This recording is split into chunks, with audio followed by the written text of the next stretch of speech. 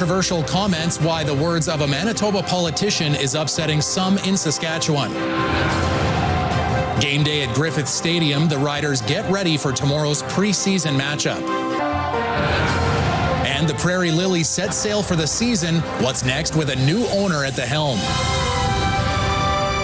This is CTV News with Chantel Saunders.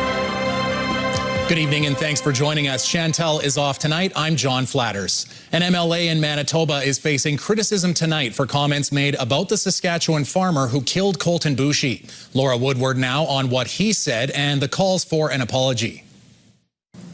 Comments about a high-profile Saskatchewan case made at the Manitoba legislature are sparking backlash. During a debate about the right to defend homes, Conservative MLA Josh Ginter said Gerald Stanley, the Saskatchewan farmer acquitted in Colten Boushie's death, was the victim. The victim, the farmer in the case that member cites, was the farmer was the victim. Order. And he was acquitted. This is for the member of the Minister of Families. He was acquitted by a jury. Boushie, a 22-year-old Cree man, was shot and killed on Stanley's farm near Biggar in 2016. Stanley was acquitted of second-degree murder after testifying that he thought Boushie and others were on his property to steal vehicles and that the gun went off accidentally. Speaking on behalf of the family, lawyer Chris Murphy says Boushie was the real victim. It's important to note that Gerald Stanley at his trial never once raised self-defense, never once raised the defense of his family members. This is not something that Gerald Stanley ever raised at his own trial. So for Mr. Ginter to conflate these two issues is just disingenuous, frankly. They have nothing to do with each other. Manitoba Premier Wab Kinew called the comments hateful and divisive. He's urging Ginter to reach out to the Boushie family and apologize. But Ginter says he won't. He defended his remarks, saying people have the right to protect their family and property if they feel threatened. And when asked whether he considers Colten Boushie a victim, Ginter didn't directly answer, saying, quote, "It's a tragedy and our hearts go out to all those impacted." Laura Woodward, CTV News, Saskatoon. People living in a Saskatoon apartment building are spending the night in hotels after a fire forced them from their homes. Firefighters were called just after 3:15 yesterday afternoon to Appleby Drive, where they found smoke and flames coming from a third-floor balcony. The apartment has 24 suites with one vacant unit. 2 residents are staying with family, but everyone else has been rehoused into local hotels. Firefighters say there were 12 cats inside one of the suites. All of them were rescued. Our crews worked fast and got a really quick knockdown, so my hat's off to them for making a quick and efficient stop so that we could save most of the building. No injuries were reported, and the cause of the fire remains under investigation. The deputy fire chief says it's still unclear when residents will be allowed back inside. A GoFundMe has been set up for the family of a missing Ontario teen who was found dead in northern Saskatchewan. 16-year-old Josiah Webb Long from Brampton last spoke to his family a year ago on May 16th. RCMP say Webb Long was living in Pelican Narrows and that his body was found during a planned search last week. Investigators are treating his death as a homicide. The GoFundMe was created to help his family cover funeral and memorial expenses. RCMP are asking anyone with information on Webb Long's death to contact them. RCMP are also investigating another suspicious death in Pelican Narrows. On Thursday morning, RCMP were called to a report of an injured male at a home in Pelican Narrows.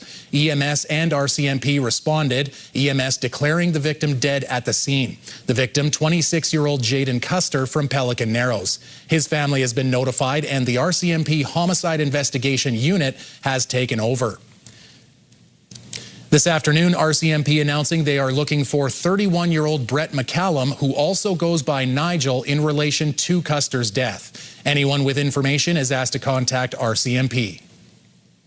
Demolition is now underway at the former Prince Albert Salvation Army building, which was lost to a fire 5 months ago. Jasmine Pelche reports on how the Salvation Army is operating this spring.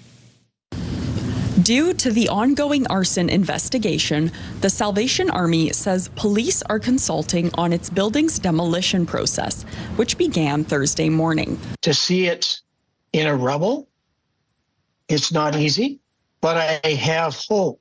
Following a Christmas Day fire that destroyed its original building, the Salvation Army has spent months working to continue services for those in need, with much community support. $280,000 has been fundraised so far and goes toward meals and operational costs. The Salvation Army serves 700 meals each week, but not all services can be delivered in the current setup. We had a shower and laundry program that we were able to offer, and in our new current location, we're not able to do that. The building is not set up for those provisions. The Salvation Army will continue renting the temporary 8th Street East location until October, but beyond that, nothing has been determined. Vulnerable people of our city are not going away. They were there before the incident, and they will be there to be with us wherever we are. We moved one block, and guess what? They found where we are, which is wonderful, because that it's continuity of service. The Salvation Army says its overnight warming center saw 5,000 visitors this winter before it closed in early April. While nothing is set in stone, Salvation Army Major Ed Dean says that multiple departments within the Salvation Army are working on a plan for a permanent solution. Jasmine Pelche, CTV News, Prince Albert. Saskatchewan may have seen its first tornado of 2026. What appears to be a possible landspout tornado was spotted in the Bethune area this afternoon. If confirmed as a tornado by Environment and Climate Change Canada, it would mark Saskatchewan's first tornado of 2026. Environment Canada says if you see a landspout, even though they're typically weaker than supercell tornadoes, it's still best to keep your distance and take cover if needed.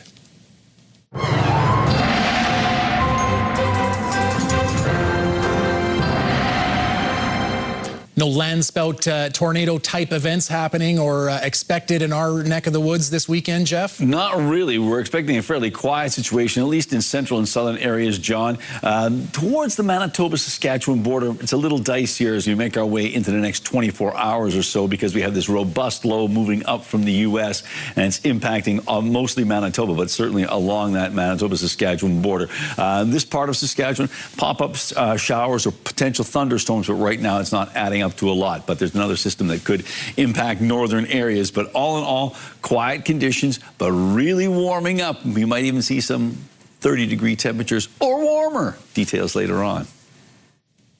The wait is almost over. The Saskatchewan Roughriders will play their first game in Saskatoon since 1991 tomorrow at Griffith Stadium. Keenan Sorokan has more on what it takes to bring a CFL experience to the city. Behind me is the giant video board the Riders have moved in as some of the many details of moving Riderville to Saskatoon for a preseason game that includes pulling out all of the stops when the Saskatchewan Roughriders come to town. As a community-owned team, we talk about being provincial all the time, and I think the really cool thing about this opportunity is that we get to show it. From President Craig Reynolds down to sideline staff, it was all hands on deck Friday to transform Griffith Stadium into something more fitting for a Saskatchewan Roughrider home game. And it's not without its challenges. Audio equipment had to be brought in so fans can hear referees or music. Video equipment was needed, production trucks, and additional internet and power to make it all work. I give major kudos to the Huskies. Their stadium is bare bones. A sprawling video board was trucked in from Edmonton to further enhance the game day experience. Touted as the largest mobile video screen in North America, fans will be able to easily see replays and other entertainment. And with these challenges comes plenty of opportunity. Up to 10,000 fans are expected inside the stadium, and many will be in standing room sections, allowing for a more intimate way to watch the game and interact with Gaynor or the Riders themselves. I think it's a unique thing to make sure that we're providing the level of entertainment that we want to here at Griffith, while still recognizing that we are in a different place. Reynolds has felt the buzz building as the game approaches, and he can't wait to see how Saskatoon will receive the Riders for the first time here in 35 years. I went to Husky games here, so to walk in here and see it sort of riderized now with all the pageantry, it was emotional and something we've wanted to do for a number of years. Festivities get going here at 2 p.m. on Saturday ahead of a 5 p.m. kickoff against the Winnipeg Blue Bombers. Keenan Sorakan, CTV News, Saskatoon. One of Saskatoon's most iconic summer attractions is kicking off its season today. The Prairie Lily took its first cruise of the season on the South Saskatchewan River this afternoon under new ownership. Stacey Hine has the story. After being docked last season due to low water levels, the Prairie Lily is set to cruise again with a new owner at the helm. I decided to buy it because I love the Prairie Lily, and I didn't want to see Saskatoon lose the Prairie Lily because it's such an iconic experience, and I want everybody to continue to get that experience. Well, Stephanie Simoneau has years of experience in hospitality. She says running a riverboat has been uncharted waters. One person sends it in, somebody else has to double check it. To help with the transition, former owners Mike and Joan Stekan are mentoring Simoneau through her first season. It's been a really good process. Stephanie and I are quite like-minded. The Stekans first set sail with the 119-seat riverboat in 2012 before announcing their retirement after last season. The reaction that we got from people was a huge amount of sadness that they thought the Prairie Lily was done. And we really felt that we really needed to dig in and make sure that there is a continuing story. As Simoneau continues the Prairie Lily story, she's now adding harbor coffee, giving people a chance to grab a drink during morning dock hours. And while the season is just getting started, she says the community is already showing strong support. It has been really great. We've had so much support, and it's just really great meeting so many people coming down and having a chat with us. Simoneau says she's ready to welcome the community aboard. Stacey Hine, CTV News, Saskatoon. The city of Saskatoon says it's kicking its pothole repairs into high gear. It says several freeze-thaw cycles the past few months have put crews fixing potholes behind schedule. But it says starting Monday, extra crews and contractors will be out fixing the roads. Crews will prioritize driving lanes on high-traffic streets, then move into fixing potholes near curbs, parking lanes, and lower priority streets. The city says more than 3,700 potholes have been reported online. That's about 2,000 more than last year. We're expecting to hear more about the plan to tackle the thousands of potholes on Monday. Meanwhile, the city says street sweeping operations will also begin on Monday for expressways. Work will be done overnight from 8 p.m. to 6 a.m. to minimize impact to drivers, beginning with Circle Drive, Idlewild Drive, as well as other associated off-ramps. The city says if weather cooperates, work should last about a month. Crews will sweep a single lane at a time, meaning traffic can still flow, but drivers are reminded to slow down and stay alert in active work zones. More information on the sweep schedule is available on the city website. An old property in Fort Capel has been purchased by the community and is undergoing restoration. It's a large brick house from the 1800s known locally as the Castle. Its owner was a fur trader for the Hudson's Bay Company and helped found the community. Wayne Mantika has the details. This house sits on the site of a former fur trading outpost in the Capel Valley. Its owner was Archibald MacDonald, who was the last chief factor of the Hudson's Bay Company during the fur trading era. It is being incorporated into the adjacent museum operation.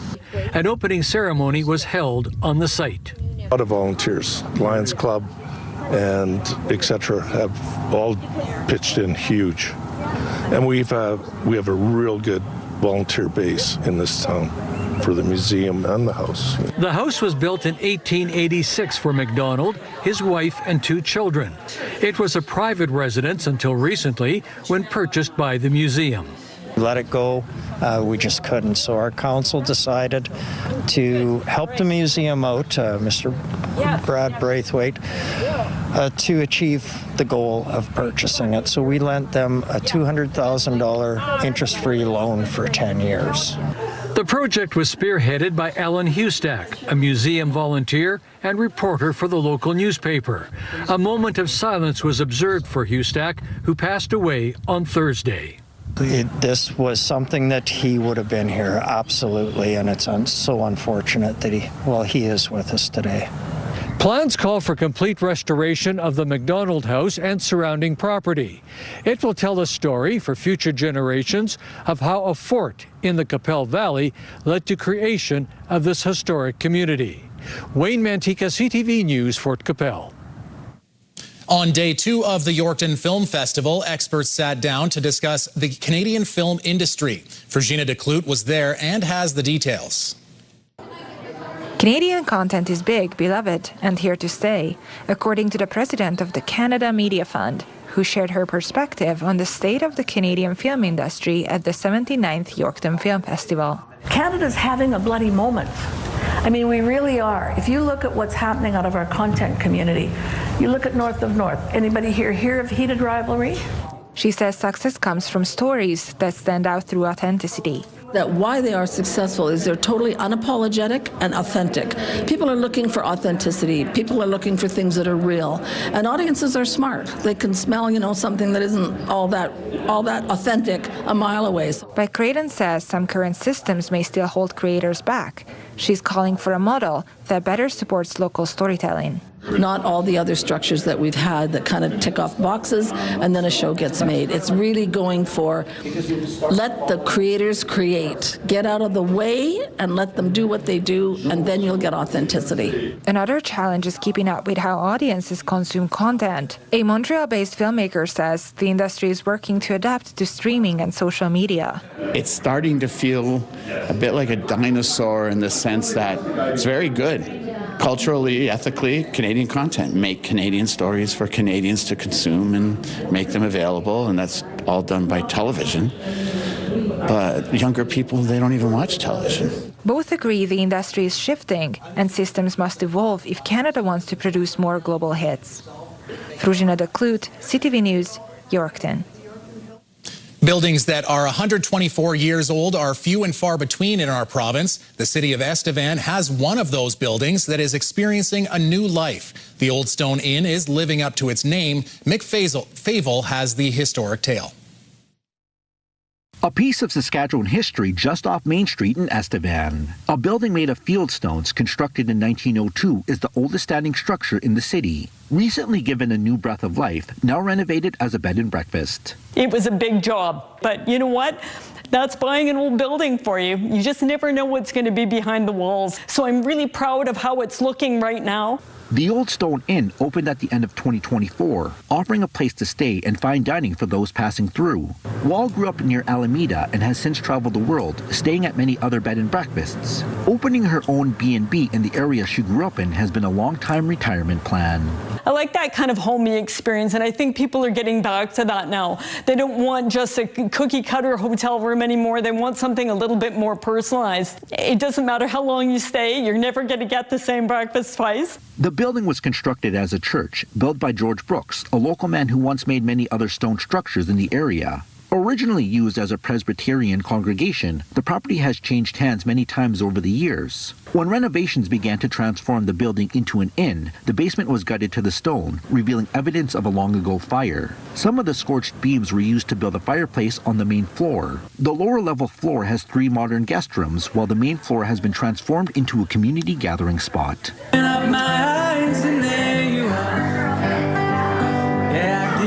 On this night, the inn is hosting a chef's table dinner, a 7-course meal with a Kentucky Derby theme and drinks to match. The dinners are now a regular event, an opportunity to meet old friends and make new ones. Their food is just absolutely amazing. The vibe is always great. It's a different people at the table, but you can hear how loud it is. And again, I'm inspired by that table and the chatter.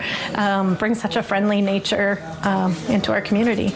Wall is an accomplished chef and does most of the cooking, bringing her mother in to help with serving and doing the dishes. Those who grew up in Estevan are happy the building is in use and filled with energy. It's a beautiful building on the outside. If you've walked by, it catches your eye. It is, it's amazing just to kind of see it. And I think it brings that homey sense of character to our community. Stay, eat, celebrate. The slogan signifying what the Old Stone Inn stands for, a renovated and refurbished part of Estevan history intended to last for decades to come. I think that people should come and experience it, and just even outside, and just see what an amazing structure this is, how incredibly well built this building was. It stood the test of time. Still bringing the community together as it was designed to do nearly 125 years ago. Mick Favel, CTV News, Estevan.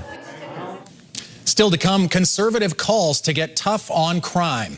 Also, the latest on the Alberta referendum call. What's next for residents?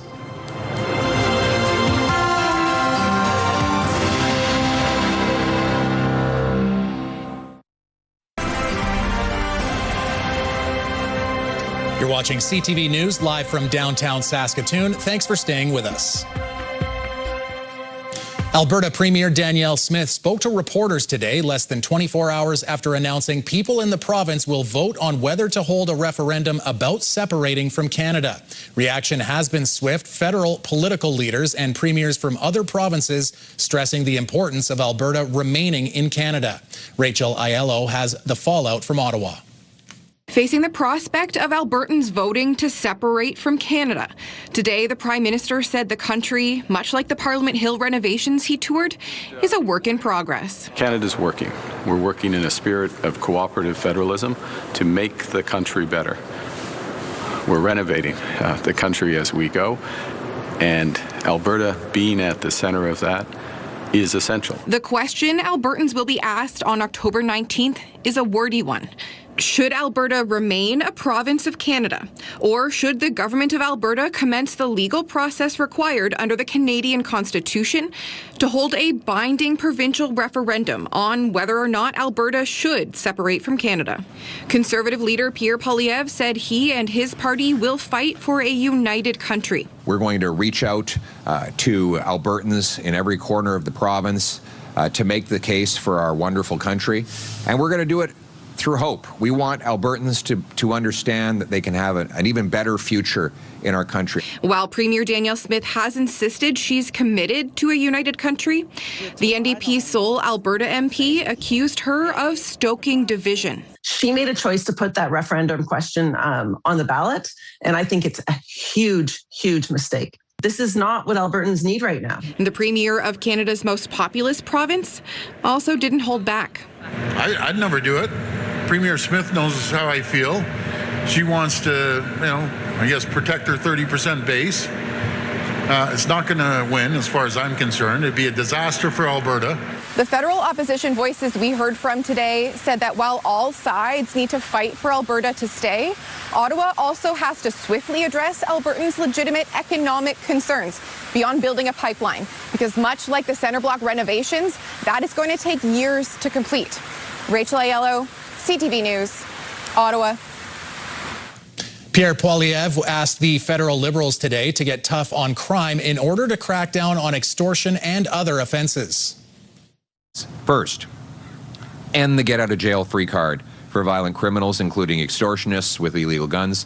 That is embedded in C-16, so that we can lock up criminals for real and for good. Second, impose mandatory prison sentences of 10 years for all extortion offenses when it involves a crime or a gun. If you threaten, terrorize, or extort innocent people, you should go to jail for a decade, and it should be mandatory. If you do it with a gun or a gang, you should go for even longer. The Conservative leader also wants serious criminals, terrorists, and gang leaders found and deported, and insists Canadians should be allowed to defend themselves if their home is broken into, including the use of lethal force.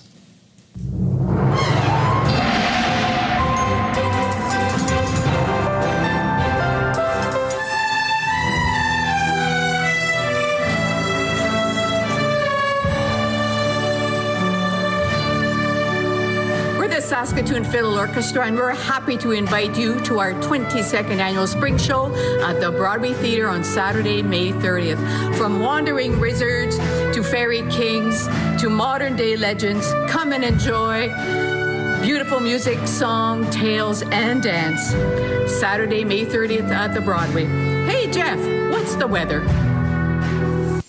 Well, it's still a little bit away here, but, you know, and so we're going to be err on the side of caution. But let's take a look at what things are looking like. Now, of course, the trees, this is a picture of the Broadway Theatre where the show is taking place. But I know the trees aren't that leafy yet, but we're getting there. Yes, Saturday, May 30th, 7:30 p.m. And it looks like it's going to be a warm day, but there is a chance of showers on that day. So we'll have to wait and see as we get closer to May the 30th. Once again, to get your tickets for the SFO show, you can go to BroadwayTheatre.ca. Now let's take a look at our numbers. And as you can see, we've got ourselves 20 degrees for Saskatoon, 21 for Prince Albert, and 19 for the Battlefords. And not particularly windy, so a pretty pleasant evening shaping up right now in many parts of our province. As we take a look at Saskatoon's almanac, a seasonal day today, 20 degrees for a high. That's where we would typically be this time of year. 35, that was the record warm temperature on the 22nd of May. That was in 1980, -4 degrees, the record cold in 1941. The sun came up at 5:02. It's going to go down at 5 after 9. Coming up, a Saskatchewan musician releases new music with plans to take it on the road. And later, a Calgary musician on her notable journey.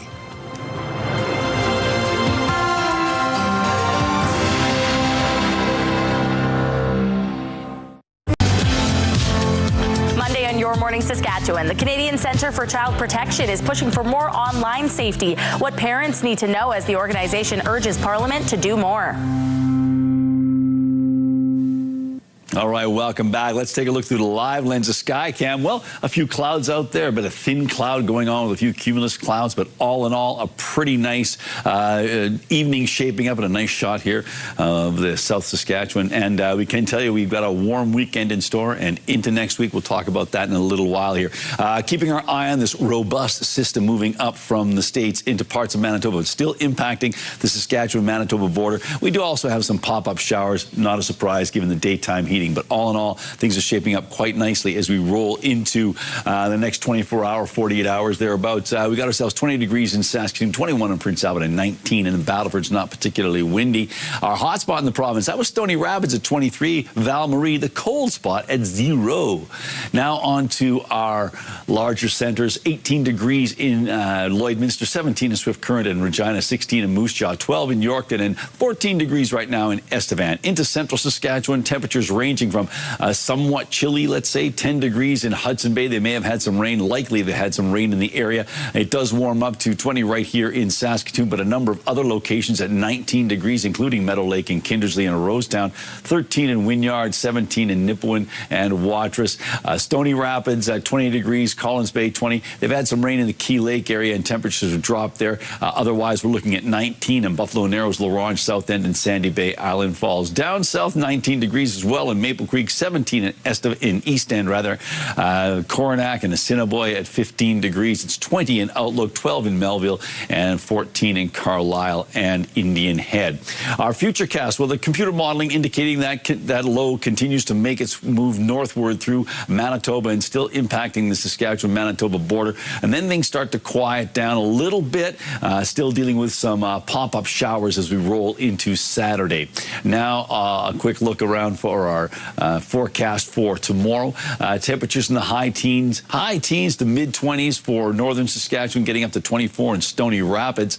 Temperatures of around 23 or 24 degrees in west central Saskatchewan. Generally, we're looking at mainly cloudy skies, but a bit more sunshine in the Kindersley area.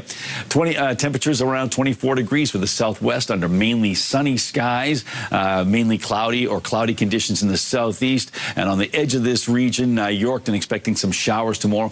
Temperatures in the low 20s for Regina, Moose Jaw, and Estevan. Mainly cloudy skies, temperatures of 21 degrees for Melfort, Watrous, and Humboldt. A little cooler in Hudson Bay, a high of 17 degrees. For the Battlefords, dropping down to 7 degrees. 24 tomorrow for a high with southwesterly winds at 20 clicks. And then 22 on Sunday, not bad, but 28 on Monday and Tuesday, Wednesday, close to that. 26 on Thursday and Friday, a chance of showers and a risk of a thunderstorm on Tuesday and Wednesday. Prince Albert's overnight temperature, 6 degrees. 20 23 tomorrow, so nicely above seasonal numbers there. And then on Sunday, 24 degrees, up to 30 on Tuesday, but it's going to be a windy day and staying close to that for Wednesday, Thursday, and Friday. Saskatoon cooling off tonight to 6 degrees with clearing skies. The clouds are back tomorrow, though, with a high of 23, so 3 degrees above seasonal. And then staying around in the mid-20s on Sunday, 25 degrees, 29 to start the work week. A chance of a shower and a risk of a thunderstorm on Tuesday, but a high of 31 degrees. From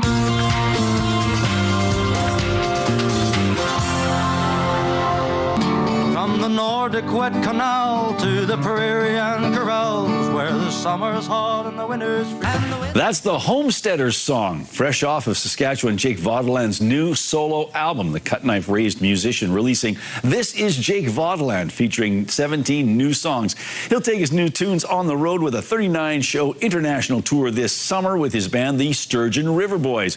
1 week from tonight, he's in Germany. Eventually, he'll return to Canada and will make 14 stops in Saskatchewan. I'll say to you what I've said to every audience for the last 11 years, and I have meant it every time. Have a good show. Thanks for being here. And let's do it, y'all. And with that, Stephen Colbert kicked off his final show on TV last night. He spent 11 seasons behind the desk of The Late Show. Paul McCartney performed as part of the finale in the same theater where the Beatles made their U.S. debut in 1964 on The Ed Sullivan Show. Last summer, CBS announced the show would be ending, citing economic reasons. But critics, including Colbert himself, questioned whether political pressure played a role, as Colbert has been a vocal opponent of U.S. President Donald Trump. A new ruling from the CRTC means digital streamers will soon have to pay more to play in the Canadian sandbox. This move means online streaming services like Netflix or Disney Plus will have to contribute 15% of their Canadian revenue to Canadian content, up from 5%. Meanwhile, traditional broadcasters will see their amount lowered to 25%. The CRTC says the changes will amount to $2 billion in funding, but some U.S. politicians claim the policies discriminate against American companies. All right, Jeff, you've been pretty busy today, but you were out checking out another vintage vehicle today. It's been that kind of week. Check out this beautiful LeSabre. It happens to be the property, well, I guess you partially own it. Ryan Coral with us today from Rad Lads Car Club. And first of all, tell me a little bit about the car. It's a 65 Buick LeSabre convertible. It was restored originally in 2001 by Main Street Auto Body in North Battleford. And my dad and I bought it about a year ago and freshened it up and slammed it on the ground. All right, and it's a low rider, and it is one of the cars you will be able to see at your car show coming up in June. But by the same token, that seems a long ways away, but we're talking about getting some extra entries. Yeah, so if you got a special interest vehicle, we don't scrutinize it too much, but if you got something that you think's cool, we'll probably think it's cool, and you should probably bring it down to the Sutherland Curling Club on June 20th. So do you have to register ahead of time to do that? Yeah, so we have an email set up. It's radladscc@gmail.com. If you just send us a photo and a little bit of info on it, and we'll give you a yay or a nay, and we'll probably see you down there. All righty. And how long has Rad Lads been around? Because you're a relatively new car club. Yeah, we started in 2019, and it's just been great. Good group of guys, and everybody has a lot of fun, and I don't know what else there is to do other than work on cars, really. So Saturday, June 20th, the Sutherland Curling Club for the car show. And if you've got something special you'd like to show off, drop these guys an email. Thanks a lot, Ryan. Hey, thanks, Jeff. All right, Jeff, time to look at a few pictures and maybe throw a little bit of liquid paper on a mistake from yesterday. That's right. Let's take a look at this picture of Don McDonald from yesterday. It was his birthday, and there he is with his wife, Debbie. I said, Donna, it's Debbie. So sorry for the mistake, and I hope you had a great birthday. Okay, now moving on to today's pictures of the day. This first one comes to us from Philip Brown. This was shot in West Central Saskatchewan. Philip calls it Storm Watchers. What a great shot there. So thanks for sharing that. that, Philip. And our next one comes to us from Joan. Joan writes, a beautiful sunset Sunday evening to signal the end of the front that brought us wonderful moisture in not so wonderful mediums. LOL. The grass will get a wonderful start. I think you're right, Joan. Next one here from John. Canada geese and babies enjoying a nice morning along the river. And finally, from Jay. There you go. Birthday greetings going out to his wife, Barb Beavis. And that's Barb with her kids, Olivia and Ford. And we'd like to add our best wishes for today and into the future. Happy birthday, Barb. And if you'd like to share an image with us, you can do so by sending it to cfqcnews@ctv.ca. Please put pick of the day in the subject line. It helps us sort through the emails. Still to come on CTV News, a labor of love for a Calgary woman. Her creation, years in the making, that is striking a chord.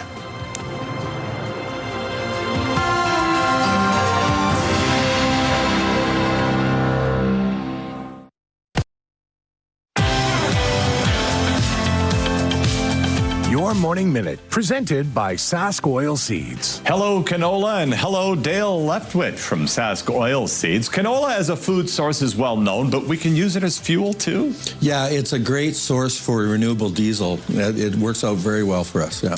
And then, of course, these renewable diesel, the biofuels, are safe to use in vehicles and farm equipment? The new generation is completely different than what we used to use, and it's a simple drop-in fuel. You can take it and put it in your diesel truck without any problems. And what about Canadian winters? Well, because it's a drop-in fuel now, it'll work here, it'll work in the Yukon. It works everywhere. Love that. Well, thank you. You can learn more at saskoilseeds.com. Your Morning Saskatchewan airs Monday to Friday on CTV in Crave.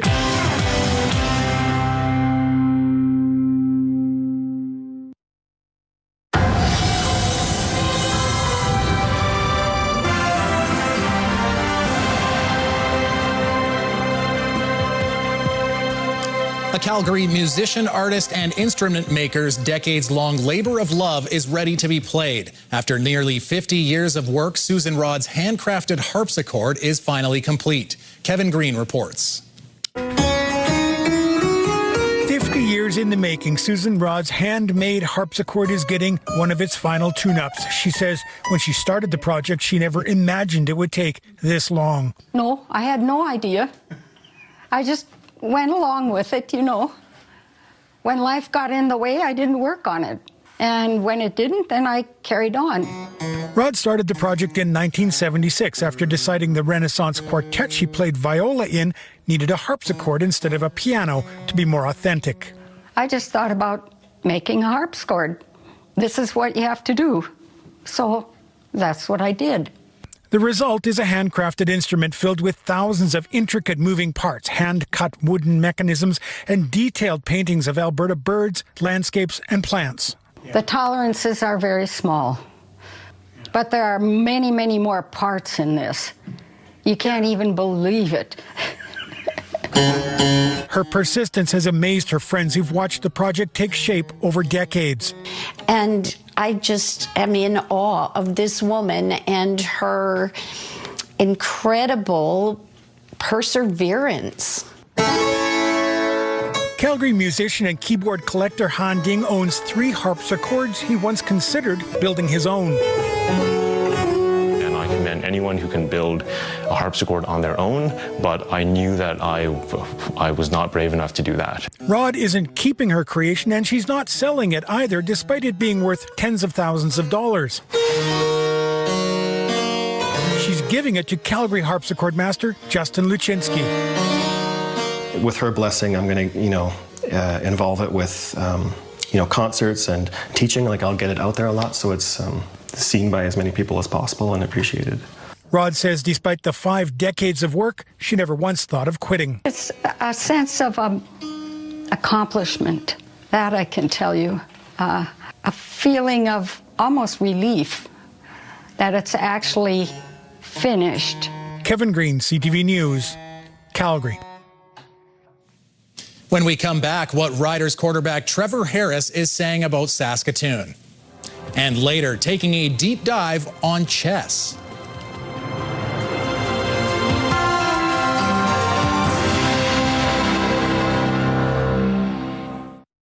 Welcome back. Time to take a look at the rural forecast for Saturday. And things are looking pretty warm. We've got ourselves temperatures nicely into the low 20s. And as you take a look at not a lot of variation here, 23s and 24s. But as often is the case, as we slide over towards the eastern side of the province, things drop off a little bit, but still 17 degrees in Hudson Bay, 18 in Wynyard. That's close to seasonal. So still a relatively pleasant day. And of course, I've been mentioning earlier on in the broadcast that along the Saskatchewan-Manitoba border, we've had some inclement weather, and it looks like some of those lingering showers are going to be there in Kenora, 16 degrees, 17 in Broadview, 18 in Carlisle. But as we make our way westward, temperatures do warm up. Look at that, 25 tomorrow for Leader, 24 in Maple Creek. Is that thunder? Is that somebody's car? Can you hear that, folks? Okay, anyhow, let's take a look and see what we've got going on in Turtleford. Turtleford, 24 degrees, partly cloudy skies, winds out of the southwest at 20. And once again, we've got an exciting weekend of ball in Turtleford this weekend, so keep that in mind. And Turtleford is also one of those places where internet plans of up to 1 gig are available from SaskTel. Riders quarterback Trevor Harris says he has enjoyed his time in Saskatoon as the team prepares for tomorrow's preseason game against Winnipeg. Harris says it's been nice to get away from Regina and spend some time interacting with fans in Saskatoon after practice. And while he's able to be blended in back home in Ohio during the offseason, he admits it's a little more famous when he comes back to Rider Nation. A couple of people have told me I look like Trevor Harris before. Has anybody ever told me that? And I'm like, yeah, I've heard that a time or two. You know, and some people have asked me if I am Trevor Harris, and it's kind of an interesting thing. You know, I'm just a small town guy, just like ball, and so it's just kind of like an awkward deal for me. When asked how much Harris will play in tomorrow's preseason finale, head coach Corey Mace said the perfect amount. Harris, meanwhile, says he's prepared to play the whole game if necessary. 2 new private pickleball clubs are set to open in Saskatchewan's 2 largest cities. Pickler Canada announcing today it's bringing its indoor facilities to Saskatoon and Regina. Saskatoon's 31,000 square foot facility is set to open this fall on 43rd Street East. Saskatoon already has multiple indoor pickleball locations, while the one in Regina is set to close at the end of the month. Pickler says it's filling a much needed gap as the game continues to grow province-wide. Coming up, a game that is making waves among competitors. Then another look at the riders as they get ready to do battle tomorrow. Select Hair Services brought to you by Sage, the beauty bar. All right, Jeff, what is your opening move in chess? Pawn to King 4. There you go. Okay, well, that's pretty good. Probably better than what I would have pulled. Well, 62 people, Jeff, they gathered in a pool in Poland for a major championship, but not in the sport that you would think.